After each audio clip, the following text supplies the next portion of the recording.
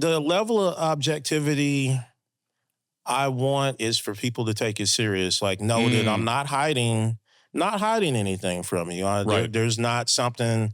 I'm not lying about this. That's the only level. I want y'all to know I'm presenting the facts.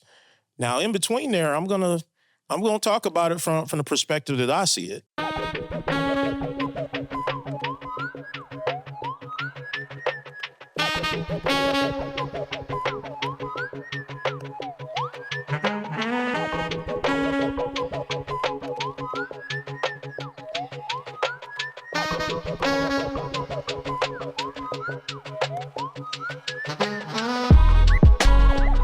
What's good, y'all? Welcome back to another episode of Conversation Piece, the podcast about the missing pieces of the conversations we're having right here in Indianapolis.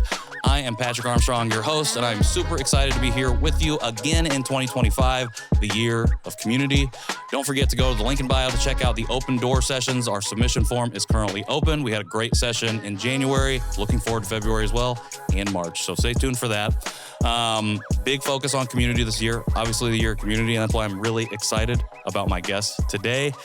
My guest today is a graphic artist, hip-hop producer, musician, photographer, citizen journalist, roller skater, black urbanist, community advocate, and community ambassador who's been out here amplifying voices and supporting communities since before many of us even realized that was a thing we were supposed to be doing. If you're an Indianapolis hip-hop fan, then you know him. If not for his production, then from his work with All 317 Hip Hop, an outlet that he founded and basically does everything for to cover the hip-hop scene here in Indianapolis, whether it's curation of the articles and what's going on, the photography, the writing, all of it. He does it all. Speaking of writing, the man's pen game is something to be admired as well. Because all of that work that he does outside in the community gets weaved into the pieces that he writes, and a lot of it probably has to do with the housing crisis here in the city. So, in short, his time is very valuable, and I feel really lucky to be able to sit down and have a bit of that time today. So, without further ado, it is my great joy and privilege to welcome Wildstyle Paschall to the show. Wildstyle, Hey, thank you. Thank you, man. Thank you for the great introduction. I appreciate it. You done all the work. It's just up to me to just repeat the work that you've been doing. Thanks, man. 100%. I want to start with Wildstyle. So I read recently that name comes from your particular style of roller skating. So I was hoping you could break that down a little bit for us. So a long time ago, 2003,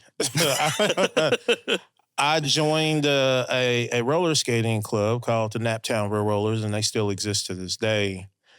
And in skate culture, everybody kind of has skate names. And so the name they gave me was Wildstyle. At the time, I was a whole lot slimmer than I am now, in a lot better shape, and I could do a lot of stuff faster. Sure. and more flexibly. So what is the wild style of skating encapsulate? What does that mean for a layman like myself who's not really big on or knowledgeable about skate culture? So, I mean, especially at that time, I really wasn't as smooth as I am now or I got later on. But I mean, at that time, it was nothing for me to be able to go do a full split right there on skates and then get back up and do other stuff. I mean, I was doing a little bit of everything. I was younger, more flexible. Life hadn't beat me down yet. Sure. The mental aspect of life coming into it's like, well, I don't know if I can skate as well or elegantly maybe as before. I feel like a Wildstyle, a lot of improvisation maybe, a lot of just like, yes. What can I try that maybe nobody else is trying right now? And that was one of the biggest things because at the time I couldn't do any routines like that. Okay. In black roller skating culture, oftentimes people skate together for part of the session and they're doing routines. Well, I couldn't do any of that back then. And so I was just like strictly freestyle. I'm out there just doing anything, trying all types of crazy moves, and it was not very much repetition to it at the time. And so it definitely fit. And then my personality was a probably more brash than it is now. Okay, more brash. Interesting. We might have to get into that. This conversation, and for whatever reason in the research phase of this, I did not think to look at this movie, but I'm now thinking about the only movie I've seen skate culture represented, I think, was the T.I. movie. Was there not a T.I. movie? I cannot think of the name of it now. ATL? Was it ATL? I want to say that, but I'm like, that is the Donald Glover show. So I'm assuming have you watched that movie? Mm-hmm. Is that a good, accurate representation? That is actually the closest representation because they actually went to Atlanta and used like the Atlanta skate crews and the actual culture that was existing and how it's kind of depicted with T.I.'s involvement and everything is actually more closer to what it is versus like Roll Bounce with Bow Wow. And, oh, okay. Yeah. Which I knew the people in that movie as well, but that's not... that ain't how it happens. For sure. And so has skating always been something that's been part of your life? Yes. I mean, off and on, but like my earliest memories are at the rink. My mom skated. I found out later that my grandma had skated too. And like, there's a picture. My mom never showed it to me, but there's a picture of her in the 50s with her own skates and what I think was probably one of the first adult sessions. And at that time, in the it was like the early 1950s, if you had your own roller skates, because most people had skates, if they were skating, that would like strap onto your shoes. Sure. But these were... like actual... actual like modern dedicated roller skates. So I'm assuming that she was pretty good and was probably really into it, like me and my mom. For sure. Potentially, I mean, it sounds like the 50s too. That's like pioneering skating in Indianapolis as a young black girl. Not really. Like the history of skating in Indianapolis is like goes 120 years. Runs deep. Yeah, like they were skating at the Walker Theater, but people don't.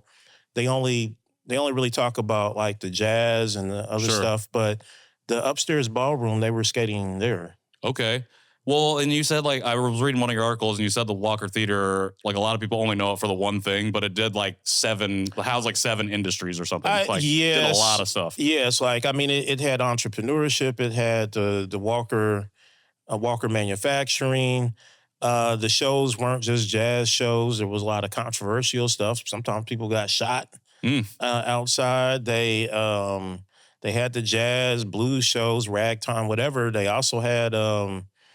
plays, performances, and they had drag shows, which was controversial, but apparently they were fat. Like it was, because when you look in the old Indianapolis recorders in the 1930s, like people were up in arms about it. Then other people were like, mind your business. Right. So it's just, and so I hate to say, I think we talked about it in another episode, but history repeating itself. I'm not necessarily a proponent of that because, like, if we just learned from history, it wouldn't repeat itself. Exactly. But it seems like a lot of similarity. Than there is now. It is so much. Like when you read the old headlines, and this where we're at right now was part of that area, and nothing has really changed in the headlines. You look at the headlines, then you're like, well, I could be watching Fox 59 News right now. Like it's the same stuff, and they're saying this is the worst it's ever been, and blah, blah, what are we gonna do? And this has been a problem for this long. I'm not to say that things aren't bad, and things were bad then, but it's like we've been here before, and obviously we aren't learning. Right. Yeah. And it also doesn't mean we can't learn, but are we going to do it? Okay, I definitely want to get into that, but before we leave skating, I want to ask you, we've had 4200 Corey on the show, and we talk a lot about basketball, and he says that you learn a lot about someone from the way that they play basketball. Like you can know a person because of how they play. Do you think that same mentality applies to skating? Yeah. Okay. Yeah. You can. You often can tell. I mean, especially the longer that they're at the rink, and then eventually people do learn other styles. I learned a lot of other styles and stuff, but you can learn a lot about people, how they skate. Whether they're skating with groups, and then like group skating is so different. So you have like line stepping, you have people that are doing routines on the outside where they're doing fancy moves, and you have people out on the outside, right at the edge of the rink, like really flying. So you have, you definitely learn. You kind of know somebody just by their skate style and who they're skating with and how they're approaching it. Does that extrapolate out to community then too? Like, kind of not just an individual per se, but like a group of people because of like they're skating this way or they're hanging out over at this part of the rink. Yeah. Okay. Yeah, you often do. And then since it is its own community and its own culture, subculture, you kind of know how to interface it. You kind of can figure out who's into this hobby outside of the rink. Which, by the way, most skaters are musicians and artists as well. Like, it's very rare that you find that they don't do one or the other. So like it's just an extra creative outlet. Mm-hmm. Like, very creative people. Comes with its own issues. Well, it seems very communal. Like it seems like everything that I see you post about it, it's like community based. It's not like I'm just out here skating. It's like I'm here, and then like a bunch of people are here just letting loose on the rink or on the rink floor. I don't know. What proper nomenclature is. On the skate floor, rink floor. Yeah, the skate floor. That makes a lot more sense. Okay, so I want to talk about. Okay, so one of the most quoted people on the show is Murdoch. Okay. And Murdoch calls himself a proud product of the city of Indianapolis. I think as I follow you and as I watch your work and as I was reading more about like just the history you have in the city, I feel like that also applies to you. And I feel like a lot of the stuff that you write about, in particular the housing crisis, something that sticks out to me is like how personal it feels. Not just like that you mention personal stuff, but like the writing comes across as personal. We talked about you being a citizen journalist. And I think in journalism, so I took a 1-semester course at Ball State in 2009 of journalism, and I immediately transferred to Purdue and did no more journalism. But the thing that they talked about was objectivity. And what I've come to learn in journalism is that it's almost impossible to be 100% objective. Like there's always going to be subjectivity because of the individual reporting on said news. So I want to start here. What is a citizen journalist as you define it for yourself? So a citizen journalist, I mean, for me, I think it's somebody in the community that's not working for an outlet. I've never taken a journalism class. Now, I try to be honest. Yeah. I don't necessarily try to be fair. I try to be honest. And, because fair is like, well, because I've got to give the police a fair shot to say whatever lies they want to get off, and like I don't know that you have your own platform for that. Sure. So for me, a citizen journalist, it is being the person it's telling the truth, it's putting the facts out there, and it is from my slant, just like Fox 59 and Fox News is all from their conservative, very conservative, fear mongering point of view. The truth that I'm telling is from my point of view, and oftentimes what from a perspective that my community is interested in hearing, or they may not hear if they watch the nightly news or read some of the papers. So sure. So the work that you do then, and like as I said as we were leading into this, like it seems very personal, and I think it like that comes through. How personal is it for you? And like you said, you're honest, maybe not fair, but you're honest.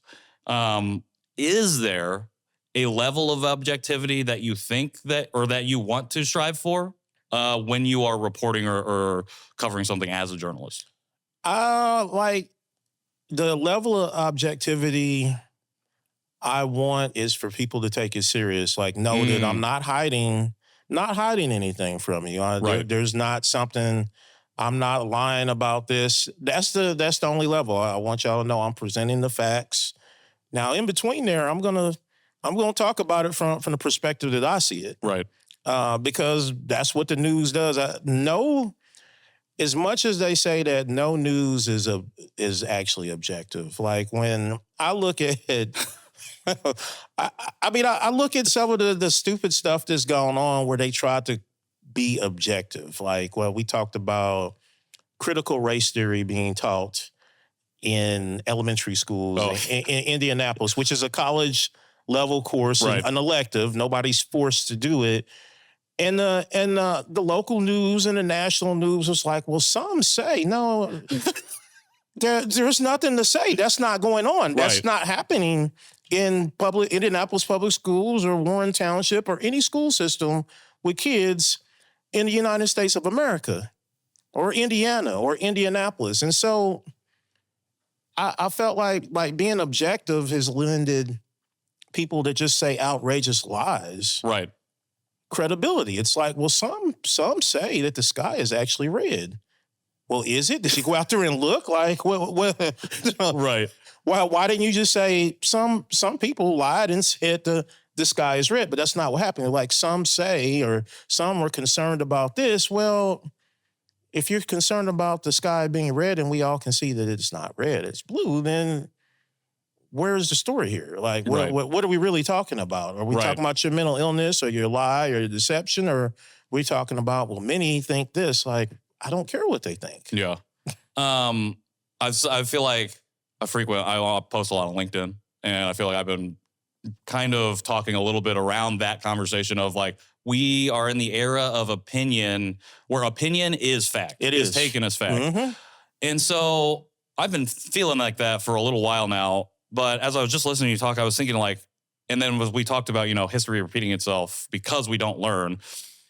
Are we really in a new era of opinion is fact, or is it just a perpetuation and continuation of the lack of accountability and the lies, I think, or maybe not even the lies, but the omission of actual history that has happened? All that got of us the to this above. point. Okay. I mean, you touched on some things. Like, it's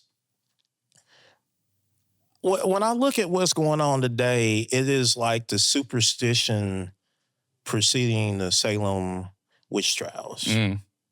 Like, to me, there's no difference of what's going on. Like, maybe we've changed the terms.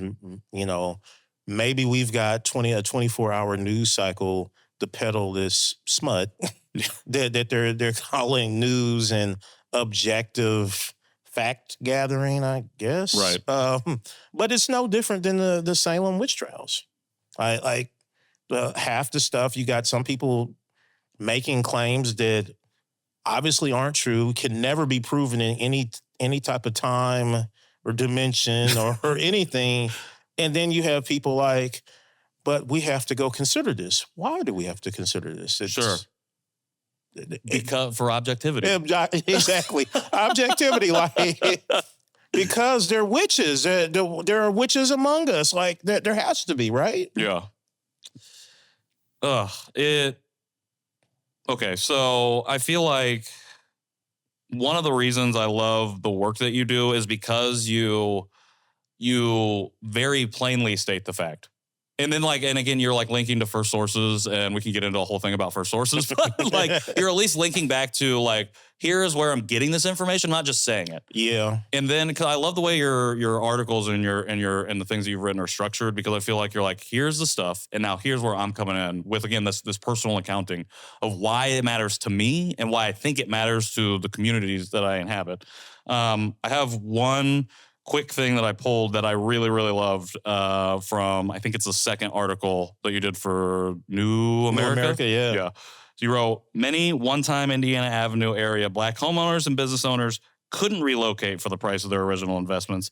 And so business owners became employees, homeowners became tenants, and both groups were robbed of their ability to leave intergenerational capacity, stability, or wealth to their children. We've been talking about history repeating, the continuation of narrative that has existed long before, for hundreds of years. And while these issues are the same from a narrative perspective, I do think that they change. And so I was wondering if you could, from your perspective, from a housing perspective, how have the housing issues in Indianapolis evolved over the last, so you wrote this article in 2020, that's 4 years. I would say over the last even quarter century, from your perspective as somebody who's been on the ground and who also is personally tied to the communities you're writing about, because your grandparents and great-grandparents, I know you said, lived either on or near Douglas Street. And that was one of the things that you were talking about. Yeah. So that's again, as I'm reading, I'm seeing kind of the personal, a proud product because your family is literally, your roots are here, or your generation, you have generations here. How, I guess, from just the work that you've done, and again, from that personal perspective, how have those issues evolved? So what forced me to write the article as I was doing the research was that they haven't. Haven't evolved. They haven't. Still the same It's issues. the same. Okay.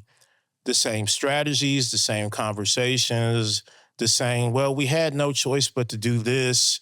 We had no choice but to do that. Nothing had changed, and that it scared the hell out of me. I was like, what? And that was actually the main reason I wrote the article was I was like, nothing had actually changed. And that was deeply, it was definitely a gut punch. Like, it's like, wow, like they knew back then, or this is the same stuff. So I've been involved in a quality of life plan for my neighborhood, the near Northwest Side, and I had been to all these community meetings, and everything that I had heard in those community meetings when I was doing the research about how Indiana Avenue got wiped out, it was like point by point. I had seen and heard every single thing happen to them back in the 50s, 60s, and 70s. So what are we then, the general public, missing about this? Because we're still talking about it. Like, and again, the issues are the same. And maybe we're still talking about the same way. Like, what are we not understanding or just missing just in general that we need to be focused on in order to start doing differently? One of the biggest things is we have to hold the institutions accountable. People, the term gentrification, which is a controversial word because there's different definitions of it. I use displacement to try to avoid that. But displacement at all levels, it starts with the institutions. It's not, as much as I dislike the real estate industry and them often being parasites and them leading the institutions into bad stuff, every form of serious gentrification, displacement that's happened in Indianapolis and probably every other big American city has started with the city, state, and federal government funding. And without that money to invest, to displace people, the real estate agents, they can't make money. They can't raise enough capital to say, hey, we're going to go into this neighborhood and just renovate everything. What happens is we're going in this neighborhood because the federal government is loaning everybody a whole bunch of money for practically for free, or they gave them the property, or oftentimes both. Right. I appreciate you sharing that because Mirror Indy recently released an deep dive investigation that they did on some really unsavory housing practices that were happening. A lot of it and one of the main things is the systemic issues stemming from the state and federal governments. You also, in one of your articles, because I just feel like I was just reading this, here in Indy, some of the landlords don't even live here. Not even in the country. Many of them don't live in the state, and a lot of them don't live in the country. And so, like when you like what you said, when you talk about like real estate or like builders or whoever, like that industry coming in, yes, they are being predatory. Yes, they are being parasitic, and they're doing it because the system is set up to allow them to do so. And so we talk a lot about just like wanting to attack the system, maybe not attack the system, but like, oh yeah. so Murdoch, again, going back to Murdoch, he talked about like, we were talking about systemic change. And I think something that scares people away, or some people, at least from my perspective, has been when we hear like the word abolition, I think a lot of people have a misconception about what it means. And they think the abolition means it all goes away. Yeah. And there is nothing. And like what Murdoch and I talked about was like, if a system is removed, like we need to have another system in place for it. And systemic change happens because the system now works for the people as opposed for the few or the individual. So with that in mind, how do we start to approach changing said systems at a local level? Because at the end of the day, we're still going to have to find ways to change it at the federal level, but we are not in DC, or the majority of us are not even thinking about that. Mm-hmm. We live here. in Indianapolis. So how do we start to make systemic change in a way that can not only help us, but the people who are the most impacted and need it? The first thing, and you said it right there, is the local level. I think most people, I'm not going to say most people, but a lot of people, they focus more attention on the presidential race, not even Congress half the time. Right. It's just the president. Just the president. It's Trump, Biden, and, or this and that. And they have a big impact. Yeah. But most of the time, what they're doing takes usually 3 to 5 years, which is why we're in this mess we have. It takes a while to see the effects of who's doing what the worst. Yeah. I'll be honest. But your city councilor, the mayor, that can change your life tomorrow. Right. Or today, actually. They don't actually have to wait for tomorrow. They actually can do it. They can change your life today.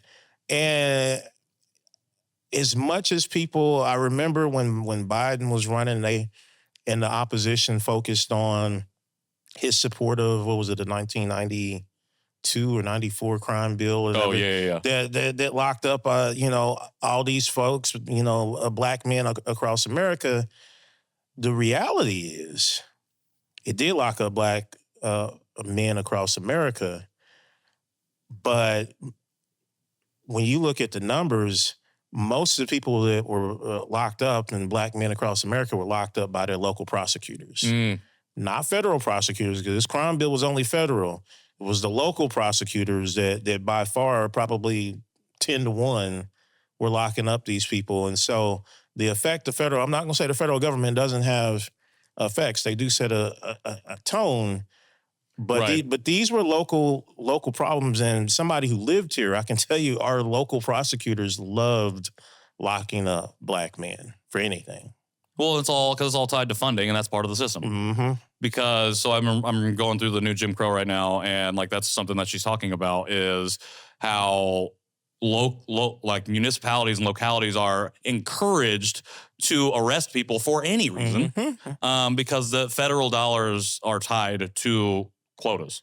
And when we have quotas, like that's when people become numbers and not people. Yeah.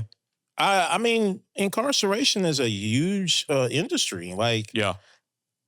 Our local fraternal order of police president, Rick Snyder, if you ever see him on Fox 59, because he'll be on there probably this week for something. But he's been like just carrying a banner to make sure that people can't get bail, like raise the bails on poor people for small crimes. He calls it the revolving door. But when you look at, there's a whole bail bondsman industry that actually directly supports his campaigns and everything, and supports the fraternal order police, because the bail bondsmen, they want to get more money off of it, and also the jails. If you let people out of the jails too quickly, then you don't have to build bigger ones. You don't have to staff it as much. I mean, there are so many companies involved in not just prisons, but just the local jails to incarcerate people. In fact, a lot of people don't even make it to prison. They serve their sentences out at the Marion County Jail. I think if it's like under 3 years, you're going to serve it at the county jail. Well, and then they're keeping you in the city to then work at a business for no money. Yeah. And help keep the economy going. But still keep you marginalized and pushed to the side. I mean, it's essentially is not a person. Yeah, because of you carry now the scarlet felon. F. Yes. I mean, you can't get housing a lot of places like that.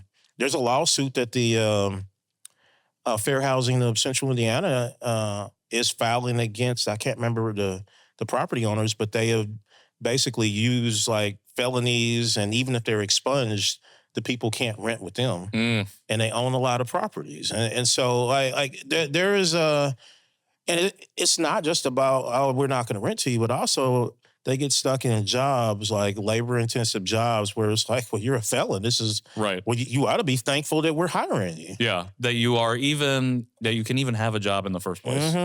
Mm-hmm. It sucks because so incarceration, there's a lot of issues And I think when it's like trying to get to the root, okay, I call the root is obviously white supremacy, an intangible thing that finds its way into tangible systems that then affected us directly. It always finds its way into money systems. When you, ooh, okay. So, well, like as much as people want to say like the hate is just there all the time, it really isn't. It's usually hate for profit. Hate for profit, yeah.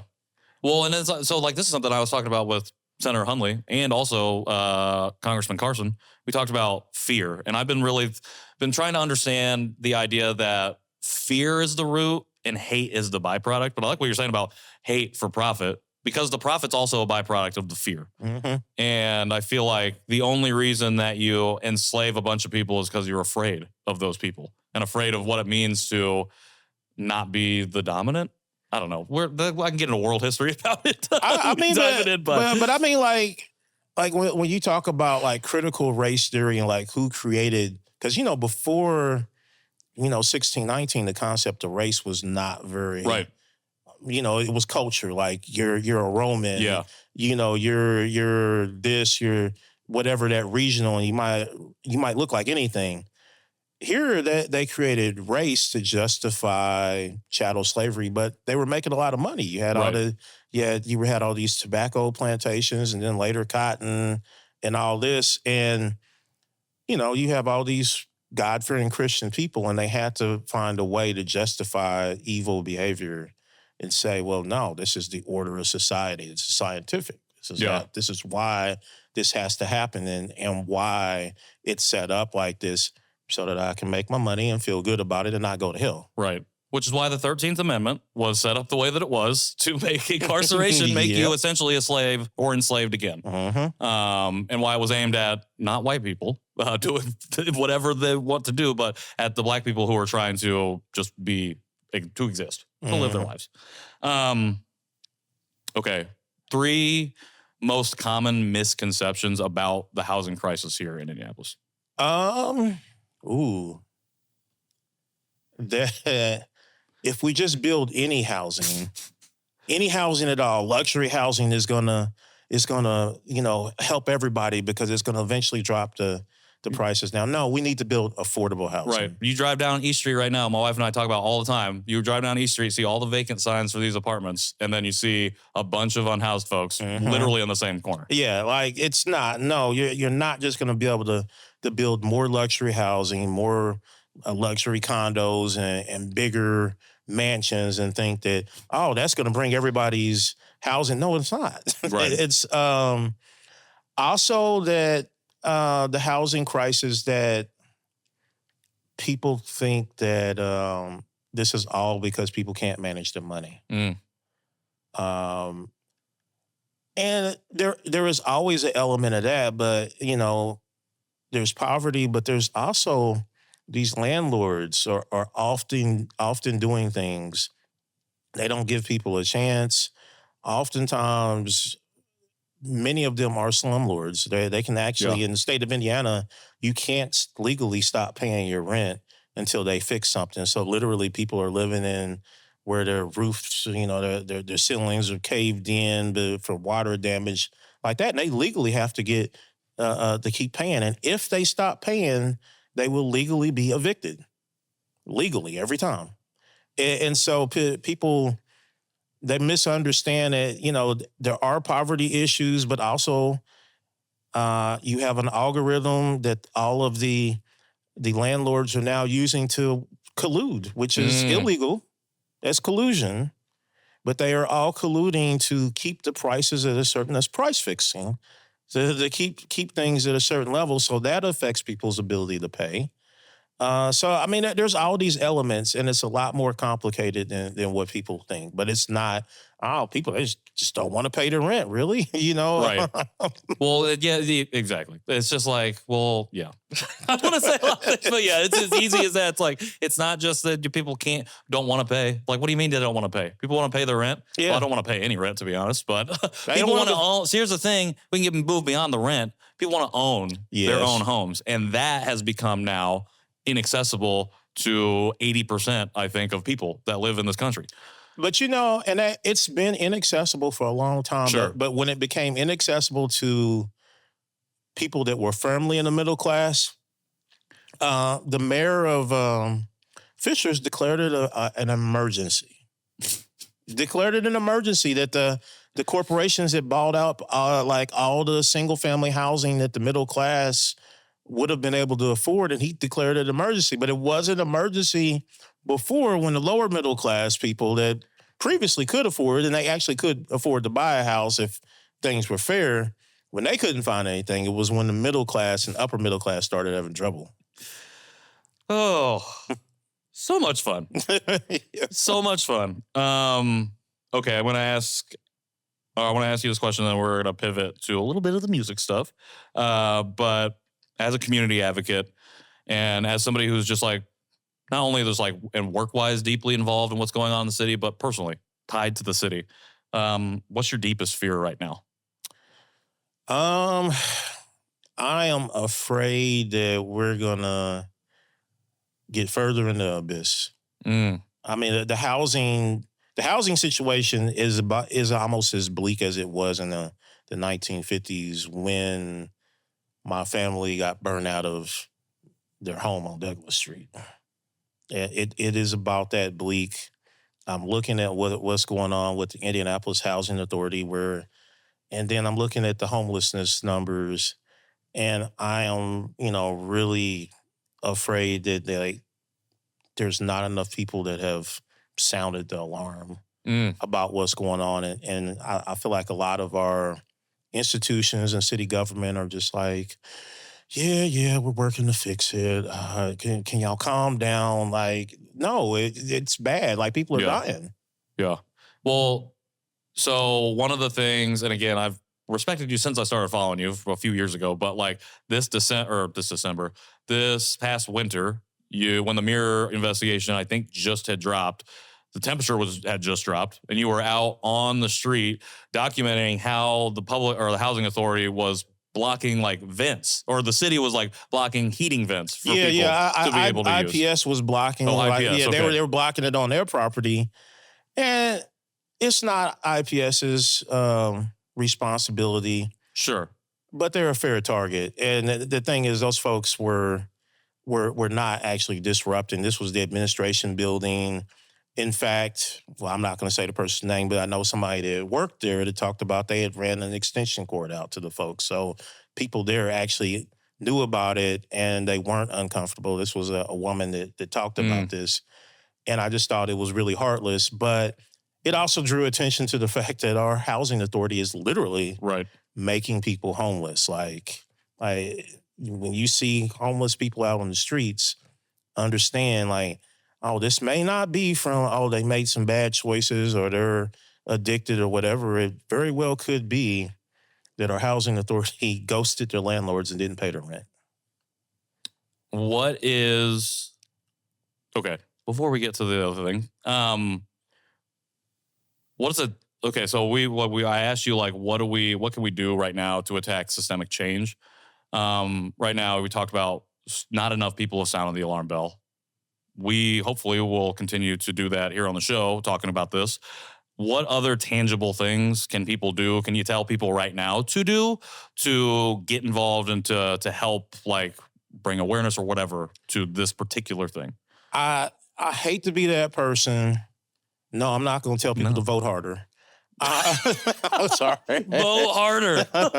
I'm going to tell everybody to go request a meeting with their city councilor and somebody from the mayor's office right now. Don't just email.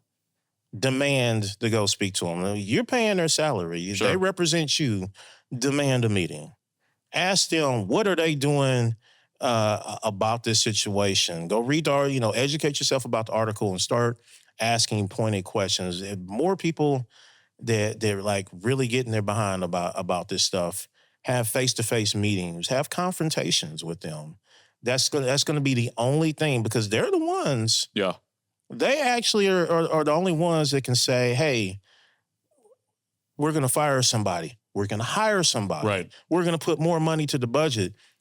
Donald Trump can't do that. Joseph Biden couldn't do that. Kamala can't come in there and make decisions. It's your mayor. It's your city councilors. It's the people that work in city government that actually can make the decision today. Yeah. Like you said, it affects your today. Like the people in DC, that's affecting your well down the line. So we need practical, workable solutions now. And because it's not just about now for us, but now for our next generations or our future generations who are going to inherit the same issues. And hopefully are not coming into a point where it's just as or worse than 50 years prior. And another thing is, don't let them spin you. They will. There is a particular counselor, which I won't name it, that blames everything on the Indiana State House. And the Indiana State House is bad. But the problems I'm talking about are manufactured right there in city government. Like, you own this from start to finish. Sure, the state could give you more help. Sure, the state's hurting in this way. But some of the stuff that's going on, like the biggest pieces of it, can be fixed within city government. Don't let them tell you that, we got to wait for the state to do something.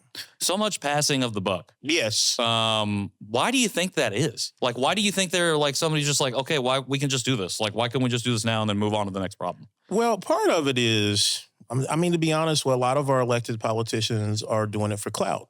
Like, we haven't got to the rap, the music scene part. So, but let me tell you, like, I learned a lot from the hip hop scene is that clout moves people more in politics than it does in hip hop. So imagine, like, people complain. I don't think it's always true, but they complain about this generation of rappers and they can't rap. It's just about clout. Well, understand the previous 5 generations of politicians moved just like that. Like, they don't understand. They don't even understand how the city government works yet. They're a counselor or they're working in it. And it's all for clout for a lot of them. Do you think it's clout to stay in a position of power here, or is it to move on to the next position of power somewhere else? I think many of them have hopes, but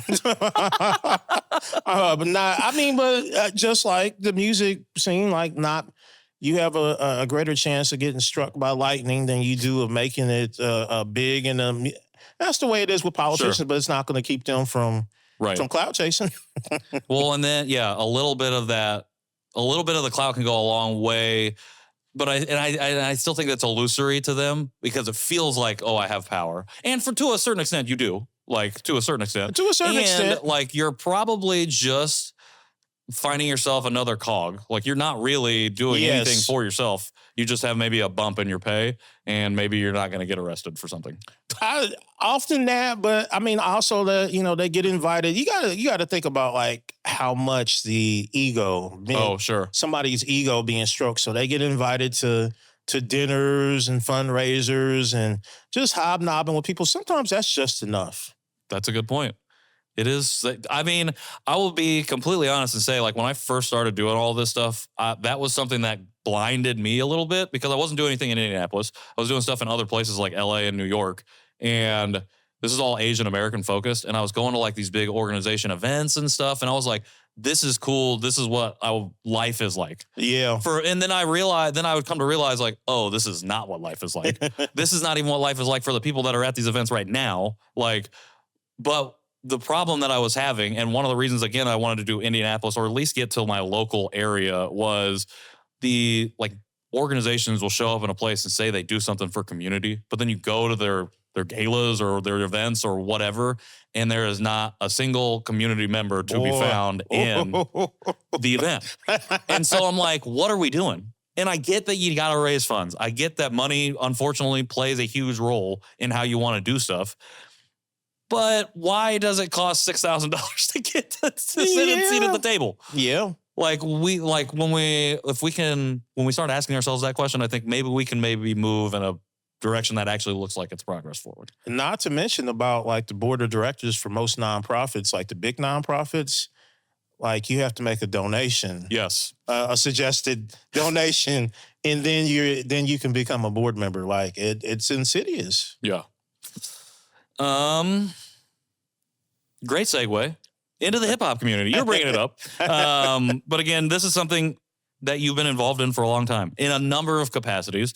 I know you're working on, I think, a beat tape right now that has a lot of holiday elements incorporated into it. I'm here for it. But not just from the creative side, from the journalist side as well. You've seen a lot happen in the community. I think it's really interesting. You talk about, clout chasing is not as prevalent as it is in the political scene, as it is in the music scene, but along the same lines of evolution. So thinking about how the housing crisis has not evolved. How has the Naptown hip hop community evolved in the last however long you've been? I'm actually more positive about that.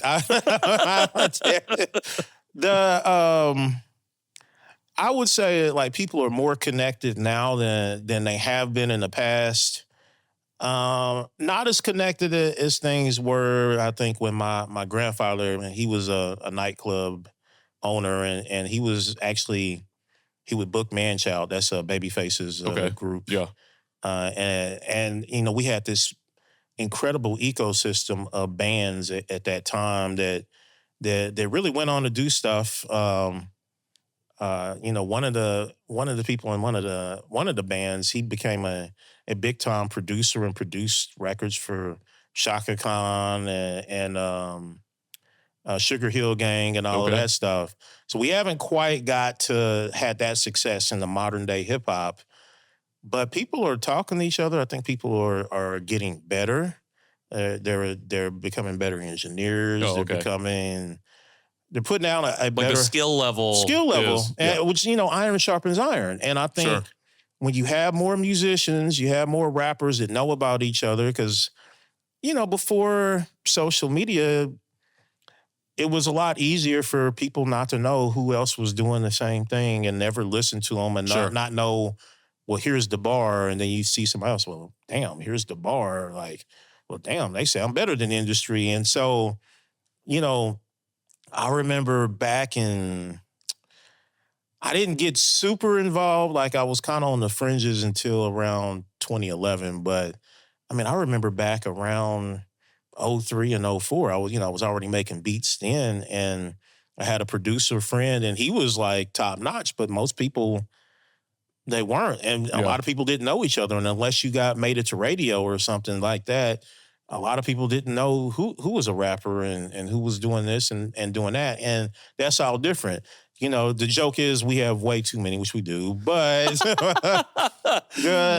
it's a chance for more community. It's a chance for people to bounce ideals, to raise the bar together. Like, I heard them. I mean, I'll give you an example. 2013, when I move into the house that I'm at now, and I open up a recording studio. Like, I'm a producer, but I start recording people. And within like a couple of months, I'm at like the quality that a lot of people were getting at I would say 50 to 60% of the studios in Indianapolis at the time. That was great for my ego, but that was not good for Indianapolis, for me to be able to come in and not having actually done this for years and achieve it so quickly. Right. Like, it speaks more about everybody else than necessarily what you've got going on. Now people wouldn't be able to come in and they just started engineering a couple months ago, and they're as good as 50% of the studios, because now the quality is way higher. Yeah. Thank you for sharing that. My into this whole community was with Skip. Okay. Way back in February of 2024. And I didn't know that he even was a musician until I saw a clip of him. We played basketball together up in Carmel. And that was all I knew him from. And then I saw a clip of him talking on a podcast, and I was like, oh, this dude's talking like some real game right here. He's spitting some bars. And then I was like, oh, he does music too? I'm like, okay. And so I had him on the show, and he just introduced me to all of these people, this community of Indianapolis hip hop. And I was really shocked to find out that this has existed for a really long time. But I was also I felt like I was a kid again, because I was coming across like Double A and Fox the Legend and a lot of people who now have been doing it for about 10 years or so. But to me, it was like completely new. And like what you're saying is about the skill level has risen. Like, I feel like, especially in 2024, I think music across the board was pretty good, personally. But I think coming out of Indianapolis, we had a lot of really great music come out. I'm still saying Yop, Double A, and Man Dog, Zoom Baby. That's my number one album. I say the top album that came out in 2024, 100%. But one of the things that we've talked about in the conversations I've had with artists on the show over the last year has been kind of the lack of infrastructure. Like you talk about, like we're like communicating now. The thing I think that people have felt has been missing has been maybe the ecosystem, but especially the infrastructure to build. Yeah. Maxie said when we talked to him that it has gotten better a little bit, especially over the last 5 years, but there's still kind of a long way to go. And I just want to get your perspective as somebody who's been involved for a long time. Maxie and I talked about Sir Hart and like the stuff that he was doing and how that was like a hub. And then unfortunately it went away. And doesn't really seem like that's come back yet. And I felt like that was a kind of a foundational piece for infrastructure that we want to build, for hip hop or whatever kind of industry is here. I just wanted to kind of get your perspective on that. Are we in a better place now for something like that? And what are the next steps to get further along, to becoming maybe not more like a ATL or Chicago or San Francisco or wherever, but like just like Indianapolis is like, this is a place we go for good music. I think things are further along. I remember the Sir Hart era. Like he was like the major studio where a lot of people met each other, through him or through, because they had all recorded it at his studio. But at that time, there weren't very, very many studios with decent sound quality. I think that's changed. When I look at the infrastructure, and it's not just like sound quality or like the ability to make somebody sound good. Right. It's also about the experience. It's about, okay, how many different people am I going to meet there? How many opportunities are going to fall in my lap? Because I'll walk in there. Like, you have like City Dump Records, like with Icon.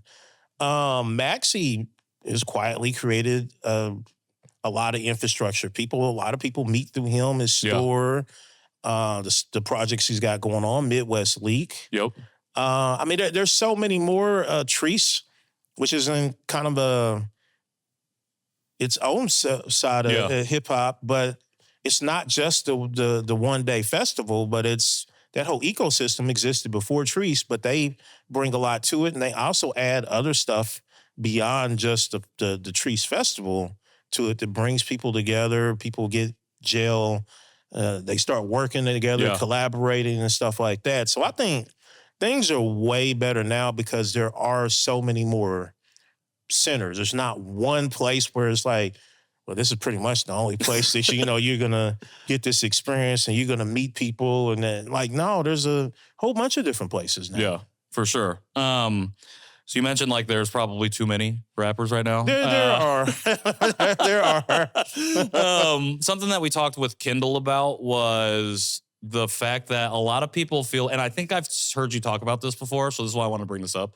A lot of people, artists specifically, feel like they aren't being seen.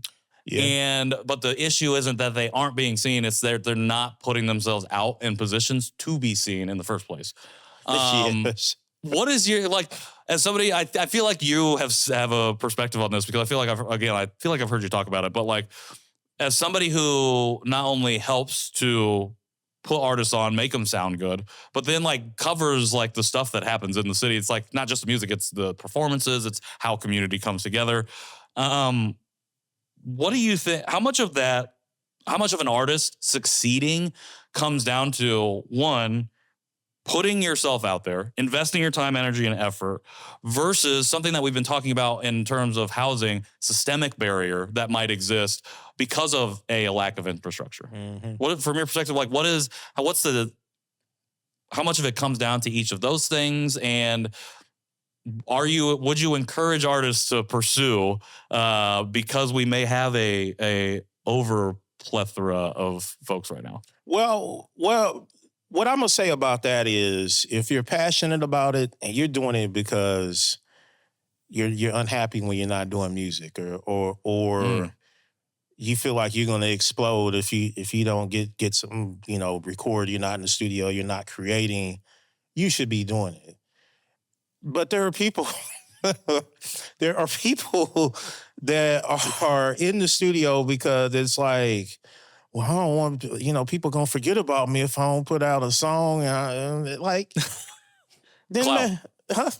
Clout. Like, if that's the reason, why don't you just step aside and find something that you're passionate about? And and just because there's a lot of people that they can make okay and sometimes very listenable music like that, but you could tell like they're not emotionally and mentally invested in this, and so they're taking up space. Yeah. If you're that type of person, go find something you're passionate about it and put it into that. Sure. Don't clog up the lane over here with people that are passionate about the music and trying to get stuff done. But also you get into, as with artists of all kinds, especially the talented ones, just because you're good doesn't mean anybody gives a damn. Sure. Like if you're not putting yourself out there, I don't care how good it is, you at least got to get somebody to click it. For sure. I totally resonate with that because I feel like I'm trying to do that right now. It's just like, and again, it's, if you say you're about something, like you have to actually be about it. So if you're going to do an Indianapolis-based podcast, you better go out and be at events or talk to people from Indianapolis or do all of those things. And build an audience base that's here in Indianapolis. Like create stuff that appeals to them and not to something that has nothing to do with it. I mean, but that's a whole podcast thing. But that is an issue is that a lot of people will try to build a local podcast, but they base it off of the Breakfast Club. Sure. And then they talk about the exact same stuff that the Breakfast Club would instead of Indianapolis stuff, like stuff that's more relatable to hear if you're trying to build a. The same thing is with local artists is that there's many that tell them, oh, man, forget Indianapolis and blah, blah, blah. You need to worry about national. Well, I'm sorry, fam, but I almost guarantee you somebody in New York is going to care a whole hell of a lot less about you than somebody across town that's like, oh, that's a dude from Howellville. I might check it out. Somebody from, the Bronx is going to care even less about somebody from Howellville. Exactly. Yeah. I feel like, what was I going to say? I had something and now I'm losing it because I'm laughing in my brain. It is. Oh, I remember. It was like, I don't remember who we were talking to about this, but it's just like, if you can't build it in like your local place first, like it doesn't necessarily behoove you to try and go out because most likely that's not, like you haven't figured out the thing that can carry you to those other places. So, okay, we're about to get into a little bit of technical stuff. Get into it. So people will go like pay for promo and they'll put out a project and then they'll go look at the stats and they don't understand how this promo came. They just know, oh, I got plays suddenly. Sure. And so they go back through their stats and it's like, oh, these people in these places is listening to me. Are they really? Right. Or was it bots? Or was it somebody over there clicking it? Like, I don't know. They used to be called like coast to coast mixtapes. And I think they're still around. So they have this ingenious system of promoting people. How they promote people was, I think, to get on the shows and stuff, like you would have to get people to vote for you. Oh, yeah. But if you ever pay attention to that, it's very slick. If you ever pay attention to it, to vote for them, you have to click on like 2 or 3 different things and it plays a video for a split second. Well, that's how a lot of these stats happen. Yep. And so people like get fooled and well, more people listen to me in Chicago than that doesn't mean anything, especially like if you got hooked up with some scammy promotion thing. If you are not physically there, like shaking hands, kissing babies or whatever, it's not that likely that all of a sudden people just fell in love with you all of a sudden in Chicago. It's easy to get 1 million plays it's much more difficult to get 1 million comments. Exactly. And like your engagement is going to like that drives your like that, or that is indicative of your relationships that you built. And generally you see, for me, I see people with smaller followings have more engagement because like that's what like their whole community is engaging with them. And oftentimes that following is real. Exactly. Because Instagram is like the easiest place. Like this would happen. Like I'm not. This would happen in our. I'm kind of more in the Fountain Square hip hop scene side. This would happen. People would they would like set up the show lineups based on SoundCloud views or Instagram followers and stuff like this, and they would get burnt every time because these people done bought followers, people done bought plays, they done bought all of this stuff, and then some of the people that just had like good solid numbers, they packed the place out, and it was because those people were real. Yeah, it's. Folks have to quit looking at the stats, even Cash Money Records, Young Money. They're known to go buy up their albums and stuff. Yeah. Just because you see a statistic, you don't know how it got there. Right. So unless you know exactly how it got there and all the tricks, don't sit there and buy into that and be like, oh, I got to do this and that. You don't know how they got that statistic. Yeah. Well, and also like that surface level stuff that's your 15 minutes of fame. Like, and that 15 minutes runs out very quickly. Very quick. It's how are you going to can you sustain? And if not, you probably weren't passionate about it in the first place. So you've now taken up 15 minutes of time from another person who has been really working to try and make it. Fun stuff. I feel like we have a number of follow-up conversations that I want to have out of this. And I want to I want to have a whole like skating conversation with you at some point. I want to ask you this. I asked you 3 misconceptions about housing. I want to ask you that about skating, and I want to come back to skating because we're coming up on our time, and I want to do that because I was reading something that you wrote, I think it was recently, about centering communal joy in your work. And so like, as a photographer, as a photojournalist, you capture a lot of stuff, but I appreciate, I think, the intention that you do, especially covering hip hop and covering skating, in that you're trying to capture some of that feeling that we don't get enough of, which is joy, I think, or that we don't see enough and we take for granted too often. Okay, 2-part question. Why is it important for you to find moments to center that joy in your work? And then that follow-up of the 3 biggest misconceptions about skate culture. So, all the problems in the world are going to be here. The housing crisis, I'm hoping things will improve this year, but even if they do every suggestion that I want and every suggestion that somebody else wants, we're still going to have some housing problems. You got to find time to enjoy life and enjoy each other. I mean, even people that are, they talked about like World War II POWs that were in like a war camp. And I guess this was the same time that the Olympics should have been happening, but it wasn't. They went and staged their own little mini Olympics as prisoners of war in a war camp. Like you have to find time because the problems are going to be here. Right. And I think that sometimes when you focus only on the problems and that takes over everything, it allows the issues to strip you of your humanity. And you can't ever allow that. We already are fighting against constant dehumanization. And makes no sense for us to fuel that. Yes. If we don't have to. So I appreciate that. Okay, those 3 misconceptions about skate culture. Let us know so that way we can be better allies and advocates for the skating community. Okay, but I need to know because I want to be. The biggest misconception is like, I'm too old to do it or this and that. I mean, Miss Nina Warfield, she is 82 and she's still out there. There's a lot of people in their 70s. Another thing, those pictures I post typically add about 10 years to everybody's because skaters all look younger. Like people never quite sure about my age, and I took a long break of skating. Maybe if I had stayed out there, I'd look even a lot younger than I do. But like most of the people out there, especially like when on the Thursday nights, like a lot of them people are in their 60s and 70s, and they are rolling. When you get out there, like now, don't go out there and just go buck wild, but you get out there for 6 months to a year.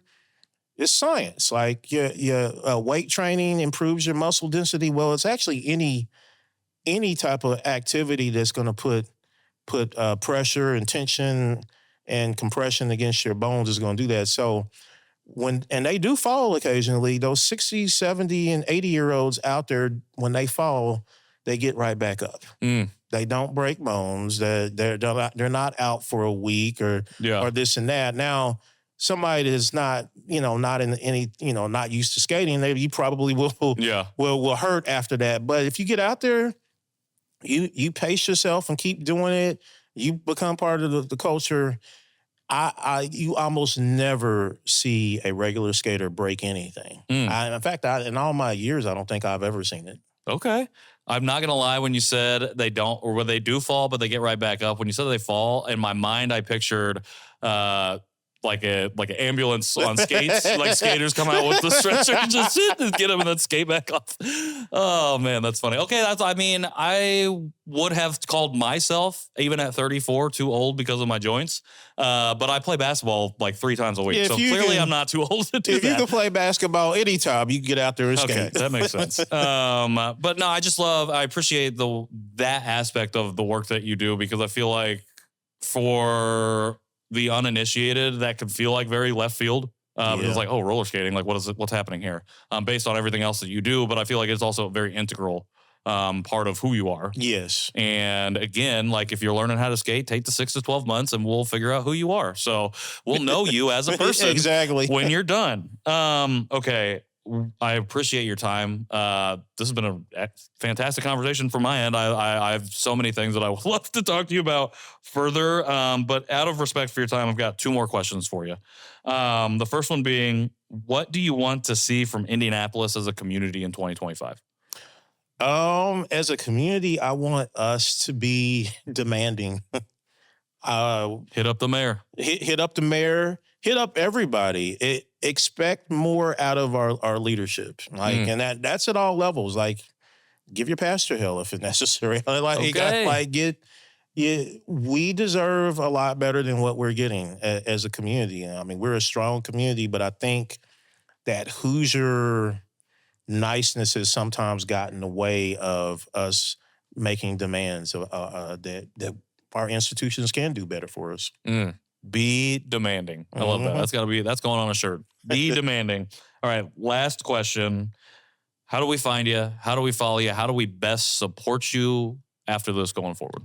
Well, thank you. I am on just about every social media except for X.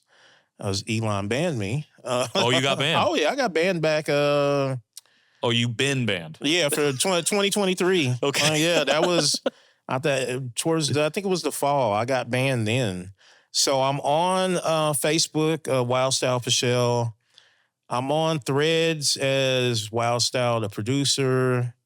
I'm on Blue Sky as Mr. Wildstyle. I'm on Instagram. You'll find me. There's not a whole bunch of Wildstyles. Paschall. Okay, I apologize. I mispronounced your last name in your introduction. It's not your fault. We have different branches of the family that decided they're going to pronounce it different ways, which causes mass confusion. It's not your fault. Is that a common theme of conversation at family gatherings? Not really. Because who says the name of the family gathering? That's a great point. but yeah, like down south, I think that we're called Paschalls. Okay. And probably it's my side is like the furthest off, because we say Paschall, the branch of our family that got here, I think a decade before my immediate family says Paschall. So it is what doesn't matter. I want to now see just the debates from each faction of the family and just we represent you to tell you why this is the correct pronunciation. Wildstyle, I appreciate you taking the time again. You're a busy person. You do a whole lot of stuff, and to even get this hour with you means a lot to me. I love your work. You are my favorite Threads follow. Thank you. But specifically because you do what you're asking us to do. You're demanding, you hold people to account, and you're unapologetic about who you are and the work that you do and the community that you love and you're a part of. So I appreciate that. Thanks, man. Thank 100%. For everybody else, new episodes every Tuesday on YouTube and wherever you get your podcasts. ConversationPeacePod.com for the archives, for merch, and for everything else.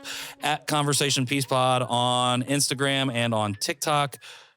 But wait, no, just kidding. I don't know. Is TikTok still a thing? Maybe not. Conversation Peace Pod, wherever you are on social media, that's probably where we are.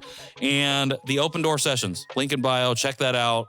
It's a way for us to deepen the roots that we're trying to plant here in the community and just figure out what's going on in everybody's life. So until next time, I've been Patrick Armstrong, John Overton on the mics, Mike Lee on the cameras, Madeline McKinnon, Friedrich Flowers with these flowers, Pattern and the Stutz building for the space that we are in, and Wildstyle Paschall.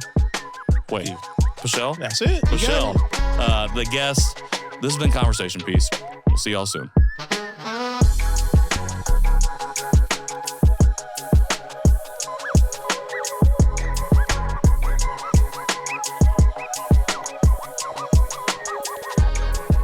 We're good? You all ready? You good?